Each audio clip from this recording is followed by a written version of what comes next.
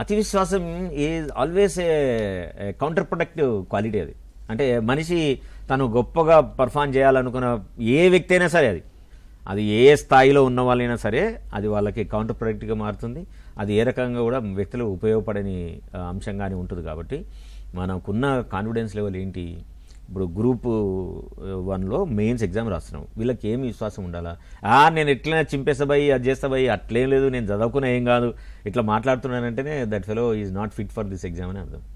So రెండో option ఏంటి? ఆత్మవిశ్వాసం ఉన్నవాళ్ళు. ఆత్మవిశ్వాసంలో ఏం చేస్తారంటే ఉన్న సమయాన్ని తనకున్న టైం ఫ్రేమ్ లోపల, తనకున్న మైండ్ సెట్ లోపల ఎలాగా ఈ సమయాన్ని తనకు తాను ఉపయోగించుకొని ఈ ఎగ్జామ్ని బాగా రాయడానికి తను ప్రిపేర్గా ఉన్నో ఆ పద్ధతిలోనే ప్రిపేర్ అవుతాడు. తను చదువుకున్న ఫ్రేమ్ కానివ్వండి, తను నేర్చుకున్న అంశాలకు సంబంధించి కానీ తనకు కొంత ఒక ఐడియా ఉంటుంది. ఇంకో ఇలాంటి ఈ ఏరియాలో ప్రశ్నలు వస్తే నేను బాగా రాయగలుగుతాను. అది జనరల్ స్టడీస్ కావచ్చు అండి, వాళ్ళకి సంబంధించిన ఆప్షన్స్ కావచ్చు, లేదు ఇంగ్లీష్ కావచ్చు, ఏదైనా సరే. సో దానికి సంబంధించి ఏ చిన్న అవకాశం ఇచ్చినా సరే నేర్చుకోవడానికి అవకాశం ఉంటే వాళ్ళు దాన్ని నేర్చుకొని శ్రద్ధగా అర్థం చేసుకొని వాళ్ళు దాన్ని మననం చేసుకుంటూ మళ్ళీ అవసరమైనప్పుడు దాన్ని రీప్రొడ్యూస్ చేయడానికి ఉపయోగించే వాళ్ళు విశ్వాసంతో ఉన్న వాళ్ళు ఇట్లా చేస్తారు. అతి విశ్వాసం ఉన్న వాళ్ళు ఏం చేస్తారు? డెఫినెట్గా they will duck out when you go for the exam.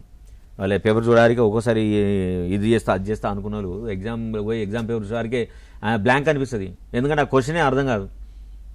So ఇట్లాంటి అతి విశ్వాసంతో మన చుట్టుపక్కల ఎవరైనా ఉంటే విశ్వాసం ఉన్న వాళ్ళు వాళ్ళతో కంపేర్ చేసుకొని అరే ఏంది వాడు నాకంటే తక్కువ చదివిండు, ఏదంటే అది చెప్పేస్తున్నాడు, నేను ఇట్లా చేస్తా అట్లా చేస్తా అంటున్నాడు, మరి నేను ఇంత చదివిన నాకు ఎందుకు అది వస్తలేదని అనుకుంటారు కొంతమంది. కాబట్టి దయచేసి అలాంటి వ్యక్తులకు దూరంగా ఉండాలి మనం.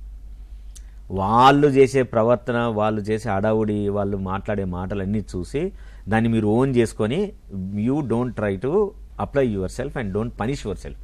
అట్లాంటి వ్యక్తులు అది ఎవరన్నా కానివ్వండి, మీ పేస్లో ఎవరైతే ఉంటారో మీ పీస్ ఆఫ్ మైండ్ని, మీ ప్రిపరేషన్ స్టైల్ని, మీకున్న చదువుకోవడానికి ఉండే అంబియన్స్ని డిస్టర్బ్ చేసే వాళ్ళు ఎంత గొప్పనైనా కానీ దూరం పెట్టండి కొన్ని రోజులు.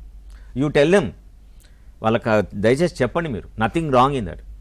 లేదంటే వాళ్ళు రూమ్లో కూర్చున్నప్పుడు వెళ్ళలేదంటే రూమ్ నిండా ఒక పేపర్ అండి, మీ డోర్కు ఎంట్రన్స్ డోర్కే ముందే పెట్టేసండి, ఎగ్జామ్స్ అహెడ్ డోంట్ డిస్టర్బ్ అని.